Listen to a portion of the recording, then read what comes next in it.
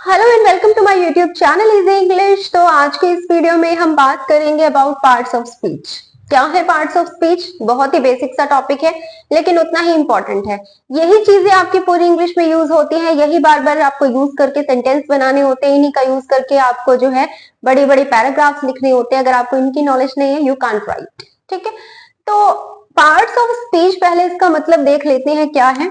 Speech जो है उसका मतलब क्या है? जो भी आप बोल रहे हो, ठीक है, जो भी आप क्या कर रहे हो, बोल रहे हो, वही आपकी क्या है? स्पीच है। ठीक है, जो भी आप बोल रहे हो वही आपकी स्पीच है। जैसे मैंने कहा, मैं घर जाऊंगी, मैं घर जाऊंगी।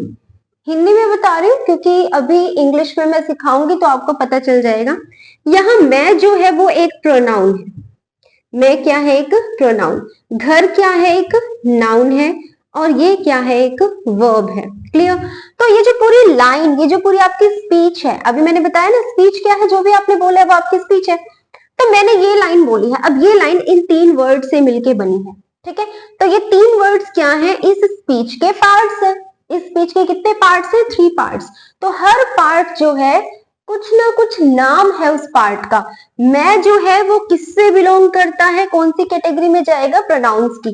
घर किसकी कैटेगरी में जाएगा? नाउन की। और जाऊंगी ये आती है आपकी वर्ब के अंडर। तो यही हम पार्ट्स ऑफ स्पीच में सीखेंगे कि कौन से वर्ड नाउन कहलाते हैं, किनको हम प्रोनाउंस बोलते हैं, कौन से वर्ड्स जो है वर्ब्स कहलाते हैं, क्या प्रेपोजिशंस हैं, क्या जो आपके इंटरजेक्शंस हैं। तो ये सारे के सारे जो मैंने 8 लिखे हैं, यहाँ पर मेंशन किए हैं, ये है आपके पार्ट्स ऑफ स्पीच। अब ये पार्ट्स ऑफ स्पीच में से आज जिस पार्ट की मैं बात करूंगी that is number 1, noun. Noun के बारे में देखो, वैसे तो सबने पढ़ा है, लेकिन अगर कहीं पर थोड़ा सा एडवांस लेवल में आ जाए तो हम वहां पर कंफ्यूज हो जाते हैं, हमें नहीं पता चलता ये नाउन है, प्रोनाउन है, एडजेक्टिव है, एडवर्ब है। सिंपल तो सबको पता है कि हाँ, होम जो है वो एक नाउन है, हाउस जो एक नाउन है, डोल एक नाउन है। सिंपल चीजें तो मैक्सिमम स्टूडेंट्स को पता है, बट जब ये कॉम्प्लिकेट होने लगता है देन हमारी कंफ्यूजन स्टार्ट हो जाती है। तो बेसिक से शुरू करेंगे और एडवांस तक भी जाएंगे, but first of all let me clear the basic to the students. तो चलिए देखते हैं कि क्या है आपके पास अलग अलग टाइप्स के नाउन। फर्स्ट आता है आपका प्रॉपर नाउन। प्रॉपर नाउन हम कॉमन नाउन की हेल्प से ही समझेंगे। फॉर एग्जाम्पल मैं यहां पर लिख देती हूं, पिंकी, चिंकी, रिंकी।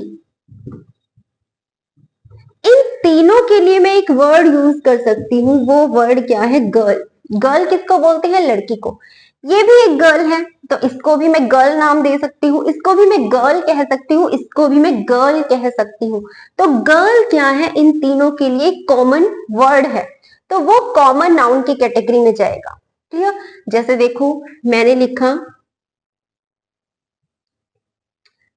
आदर्श हाई स्कूल, आदर्श हाई स्कूल। क्लियर? नेक्स्ट मैंने लिखा हरे कृष्णा स्कूल, कोई भी स्कूल मान लो। नेक्स्ट मैंने लिखा लोटस पब्लिक स्कूल। क्लियर? तो ये तीनों चीजें किसको रिप्रेजेंट कर रही है? एक स्कूल को। स्कूल इनके लिए कॉमन वर्ड है, लेकिन ये क्या है? इनकी पहचान, इनका इंडिविजुअल नेम, इनका अलग अलग नाम। तो ये जो प्रॉपर नाम है इनका वो जाएगा प्रॉपर नाउन में, और जो इनके लिए मैं कॉमन वर्ड यूज कर सकती हूँ वो किस में जाएगा? कॉमन नाउन में जाएगा। I hope this is clear. One more example to clear the doubts. For example, हाँ, for example,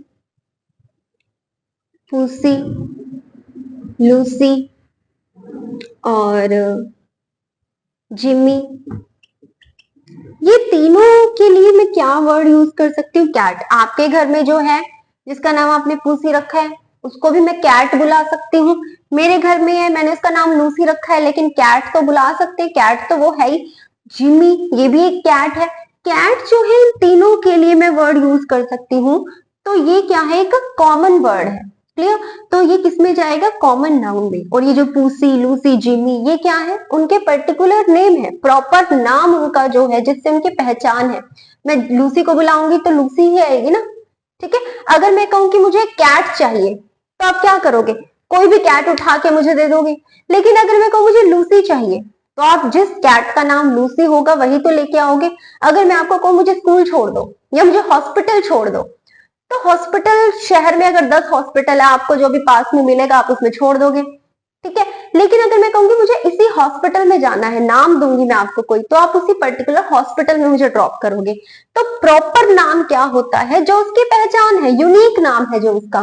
और कॉमन क्या है कि उसके जैसी और भी चीजें हैं, तो उस वर्ड से मैं सभी चीजों को बुला सकती हूँ। आई hope this is clear. Next आता है कलेक्टिव नाउन। कलेक्टिव नाउन में क्या होता है, ग्रुप होता है चीजों का। क्लियर? क्या होता है, ग्रुप होता है चीजों का। जैसे बहुत सारी चाबियां हैं, अब मुझे चाबी का स्ट्रक्चर तो बनाना नहीं आता, मैं ऐसे ही रैंडम बना रही हूं कुछ भी। तो ये बहुत सारी चाबियां हैं, ये एक छल्ले में हमने डाल दी, तो ये क्या बनेगा, एक बंच। क्लियर? इसको मैं क्या बोलूंगी, बंच है। किस चीज का बंच है ये, ऑफ कीज, चाबियों का गुच्छा है, छल्ला है। क्लियर?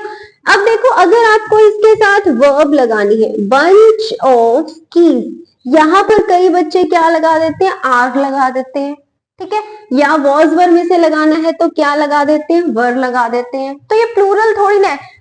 देखो, कीज से तो मिलके बना है, लेकिन बना क्या है, बंच यानी कि छल्ला। छल्ला तो एक ही है ना, गुच्छा तो एक ही है, तो एक ही बंच है। क्लियर? एक ही क्या है, बंच। कलेक्टिव नाउन है, बनेगा तो वो काफी सारी चीजों से, लेकिन काफी सारी चीजों से एक चीज तैयार हो रही है। जैसे काफी सारे फ्लावर्स हैं हमारे पास, काफी सारे फ्लावर्स को अगर मैं एक साथ ले आऊंगी तो वो क्या बन जाएगा, बुके बन जाएगा, ठीक है। क्या बन जाएगा, ये एक बुके बन जाएगा, ठीक है। तो बुके तो एक ही है ना, लेकिन वो किससे मिलके बना है, फ्लावर्स से। किससे मिलके बना है, फ्लावर्स से। तो इसके साथ हम कोई सिंगल वर्ब लगाएंगे, प्लूरल वर्ब नहीं लगाएंगे। यहां पर भी सिंगल वर्ब आएगी, प्लूरल वर्ब नहीं आएगी। क्लियर? तो जो भी चीज ग्रुप्स में आती है कि बहुत सारी चीजों से मिलके हमने जो है कोई सिंगल चीज बनाई है, वो किस में जाएगा, कलेक्शन में जाएगा। कि हमने काफी सारी चीजों को क्या कर दिया, कलेक्ट कर दिया, इकट्ठा कर दिया। इकट्ठा करने से क्या बन गया, वो collective noun. I hope this is clear.